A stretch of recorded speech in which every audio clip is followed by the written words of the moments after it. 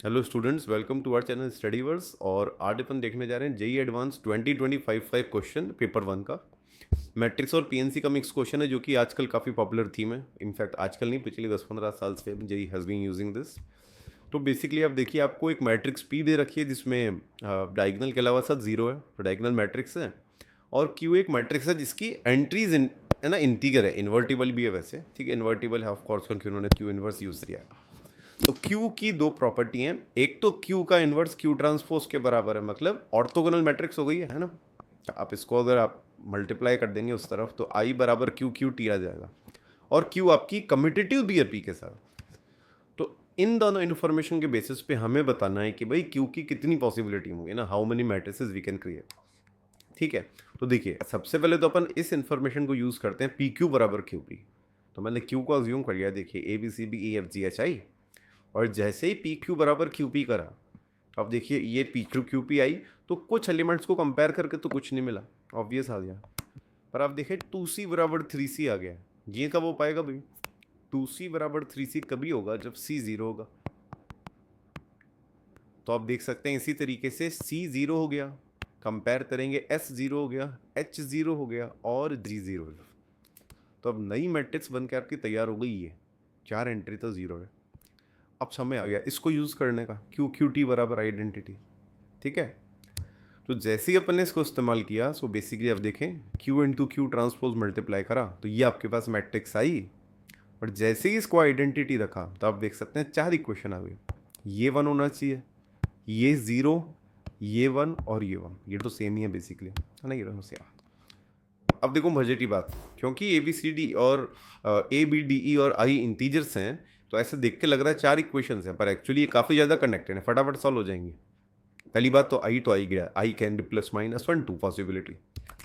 ये भी हम समझ रहे हैं कि नंबर ऑफ मैट्रिसेस क्यों निकालना, मतलब A B D E और आई की number of possibility, number of combination है ना, जितने कॉम्बिनेशन उतनी मैट्रिसेस। तो अब आप देखो, अगर मैं इस इक्वेशन में ए स्क्वायर को वन ले लेता हूँ, जैसे ए प्लस माइनस वन आ जाएगा उससे, है ना। तो फिर अब लगे हाथ बी जीरो हो गया इस इक्वेशन को देखते हुए। बी अगर जीरो हो गया तो इस इक्वेशन को देखिए अब आप, क्या बी को भी जीरो नहीं होना पड़ेगा? तभी तो जाती है इक्वेशन सेटिस्फाई होगी। और अगर डी जीरो हो गया तो फिर सेकेंड इक्वेशन को देखिए, ई स्क्वायर वन आ गया तो ई प्लस माइनस वन आ गया। आप देख सकते हैं ए को फिक्स करते ही automatically B D E decide हो गए। बना लेते हैं number of matrices. A can be chosen in two ways, plus minus one.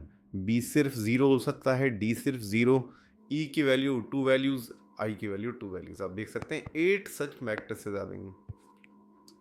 और शायद आप ही समझ पा रहे होंगे, अगर इस इक्वेशन में मैंने ए स्क्वायर को वन लेने की बजाय बी स्क्वायर को वन लिया होता तो भी 8 मैट्रिसेस आती। क्यों?